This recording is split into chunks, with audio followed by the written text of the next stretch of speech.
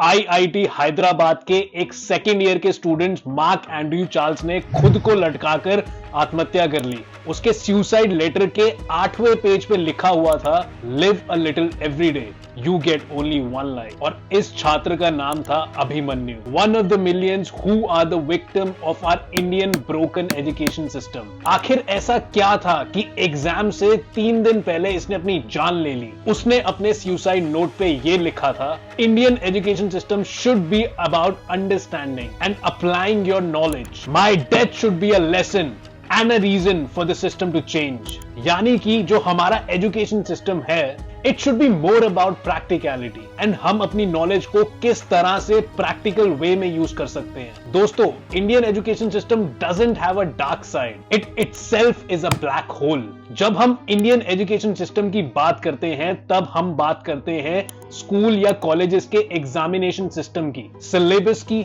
लेकिन असलियत में दोस्तों ये प्रॉब्लम है इकोसिस्टम की, पूरे इन्वायरमेंट की। हमारा इंडियन एजुकेशन सिस्टम कई जगह पे लॉजिक बिल्डिंग, रीजनिंग सिखाने में अच्छा है, लेकिन इसके कई फ्लॉज भी है। उदाहरण के तौर पे ये देखिए, primary students are being taught that dark skin is ugly and fair skin is beautiful. अब भैया, इंडिया के 30 से 40% लोग ब्राउन मुंडे हैं, तो इसका मतलब ये ब्राउन मुंडे अगली हो गए, बदसूरत हो गए।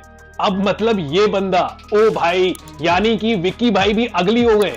तुम कह लो भैया ये कितना अगली है, लेकिन तुम्हें मालूम ही है इसकी शादी किसके साथ हुई है।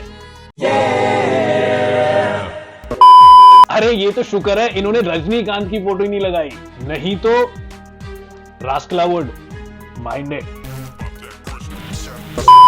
चलिए अब थोड़ा सीरियस होते हैं। लेट्स ट्राई टू अंडरस्टैंड ऐसा हुआ क्यों। अगर आप एक स्टूडेंट है और नीट की तैयारी कर रहे हैं, या फिर जेई मेंस या एडवांस की तैयारी कर रहे हो, और अगर आप पहले से ही इंजीनियर हो तो एमबीए की तैयारी कर रहे हो, तो कांग्रेचुलेशंस, कट गया आपका। तो आप भी इस रैट रेस में फंस चुके हो। हमारे एजुकेशन सिस्टम में सबसे बड़ा फ्लॉ है रट्टा, यानी कि क्रैमिंग। गूगल सर्च मारे तो मतलब है इम्प्रॉपर टाइम यूटिलाइजेशन और इन efforts to understand information before being tested. पर हम रट्टा क्यों मारते हैं? क्यों ना हम चीजों को समझे। इसके पीछे भी एक रीजन है, उसका नाम है marks. Remember, life is a race. अगर तेज नहीं भागोगे तो कोई तुम्हें कुचल के आगे निकल जाएगा। 3 इडियट मूवी का डायलॉग होना चाहिए था कि मार्क्स के पीछे भागो और प्लेसमेंट झक मार के पीछे आएगी। तो भाइयों, अगर आपके मार्क्स अच्छे नहीं आ रहे, आप क्लास में टॉप नहीं कर रहे हो, और गूगल में आपकी सॉफ्टवेयर इंजीनियर की इंटर्नशिप नहीं लगी है, तो माफ करना, कोई भी बाप आपको अपनी बेटी देने के लिए राजी नहीं होगा। तुमसे ना हो पाएगा। दोस्तों, हमारे एजुकेशन सिस्टम में शुरू से ही हमको कंपीट करना सिखाया है, पर वो एक हेल्दी कंपटीशन नहीं होता। भैया, जिसके सबसे ज्यादा मार्क्स आए हैं वो ग्रुप फोटो में सबसे आगे, और जिनके सबसे कम मार्क्स आए हैं वो साले एंड में। जिनके मार्क्स कम वो जिंदगी में कम। पर ऐसा बिल्कुल भी नहीं है। हम कुछ हद तक ही डिफाइन कर सकते हैं एक इंसान को उसके मार्क्स के बेसिस पे। मैं भी जब स्कूल में जाता था स्पोर्ट्स के लिए, मेरी क्लास में भी मुझे टॉन्ट पढ़ते थे, बेटा पढ़ ले, मौका है। पढ़ेगा नहीं तो इंटर्नशिप नहीं होगी, इंटर्नशिप नहीं होगी तो अच्छी नौकरी नहीं होगी, नौकरी नहीं होगी तो कोई बाप अपनी बेटी नहीं देगा, बैंक क्रेडिट नहीं देगी, और दुनिया रिस्पेक्ट नहीं देगी। अरे हंसेंगे लोग। आपको पता है कई फॉरेन कंट्रीज में ये अलाउड होता है कि आप एग्जाम में कैलकुलेटर यूज कर सकते हैं, और इनफैक्ट ओपन बुक टेस्ट भी दे सकते हैं, ताकि स्टूडेंट कॉन्सेप्ट पे ध्यान दे, ना कि 30 × 4 19 होता है इस पे। गलत बोल दिया क्या? चलो कैलकुलेटर यूज कर लेता हूं। और हमारे यहाँ जेई एग्जाम में सांस भी गिन के ले जाते हैं हॉल रूम में। अब आप भी सोचिए ये बात कि तेंदुलकर, सचिन तेंदुलकर और विराट कोहली भी 12वीं पास है, वो भी मुश्किल से। या अपने धीरूभाई अंबानी को देख लो, वो भी 10वीं पास थे।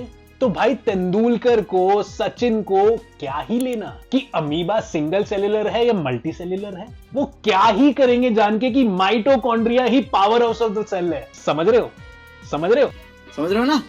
पर इसका मतलब ये नहीं है कि बिना डिग्री के, बिना एजुकेशन के कुछ भी कर लो। There are positions like finance minister, health minister, education minister, जहां पर एजुकेशन बहुत ही इंपॉर्टेंट है। पर भाई, हमारे देश में तो उल्टा ही होता है। इसी पे आते हैं हमारे सेकंड फ्लॉ पे। The system does not care about passion and ambition. आप अच्छा गाते हो, अच्छी एक्टिंग करते हो, या मेरी तरह अच्छी यूट्यूब वीडियोस बनाते हो, या कोई भी पैशन फॉलो करना चाहते हो, तो दोस्त आप बिल्कुल गलत जगह पे हो। यहां आपकी कोई जरूरत नहीं है।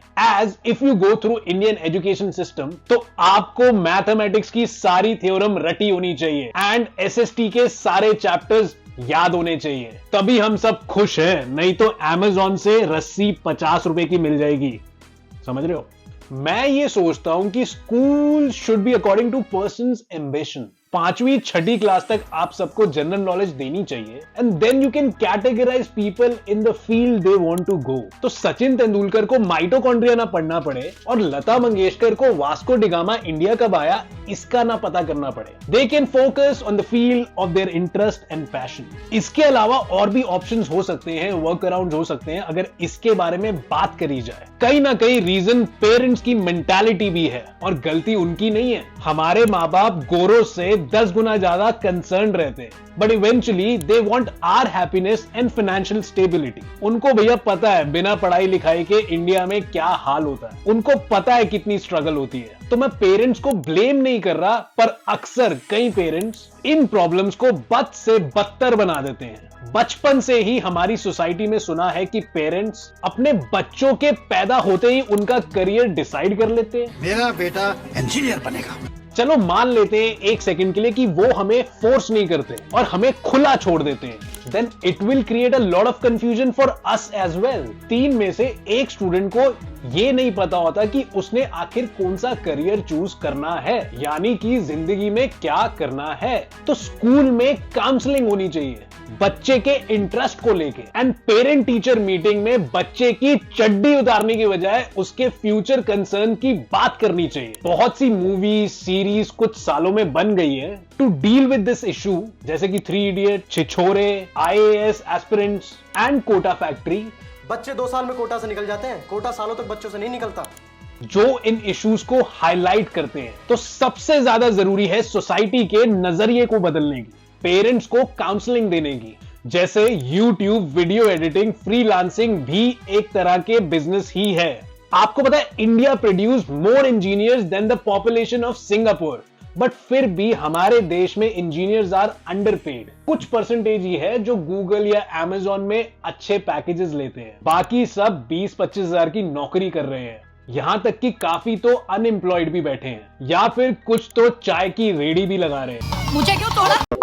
India has over 10,000 proved engineering colleges. अगर हम हर कॉलेज से 100 बच्चे भी उठाएं तो it is around 10 lakh student each year and अभी हम सिर्फ इंजीनियरिंग की बात कर रहे हैं। India does not have enough infrastructure to support it. तभी यूएस जैसी कंट्रीज या मिडिल ईस्टर्न की कंट्रीज हमें हमारे लोगों को चीप लेबर का टैग दे देती है। आप खुद ही इमेजिन करके देखो, सब डॉक्टर, इंजीनियर या IAS बन जाएंगे तो उस प्रोफेशन की डिमांड कहां रहेगी? स्टूडेंट्स की सैलरी ही बहुत कम होगी बिकॉज इतने सारे लोग जो होंगे जॉब के लिए। भाई बेसिक डिमांड एंड सप्लाई 10वीं तो मैंने भी की है यार। तो भैया वीडियो यहीं पे खत्म करते हैं, नहीं तो मेरा बीपी बहुत बढ़ जाएगा। समाधान तो निकाले जाते हैं अगर प्रॉब्लम्स के बारे में बात की जाए। जेसीपी की खुदाई तो सारा मोहल्ला देखता है, लेकिन काम अकेला जेसीपी वाला ही कर रहा होता है। चलो इस टॉपिक को हम उठाते हैं and let's not focus on problems, focus on solutions. तो गाइज मेरे जो मार्क्स है वो मेरे लिए लाइक बटन है, तो इस बार एटलीस्ट 1000 मार्क्स तो दिलवा दो यार, नहीं तो अब्बा नहीं मानेंगे। गाइज आई होप आपको मेरे थॉट्स पसंद आए हो, मेरी वीडियो पसंद आए हो। वीडियो पसंद आई है तो इसको ज्यादा से ज्यादा शेयर करिए ताकि ज्यादा से ज्यादा लोगों तक ये इंफॉर्मेशन पहुंच सके।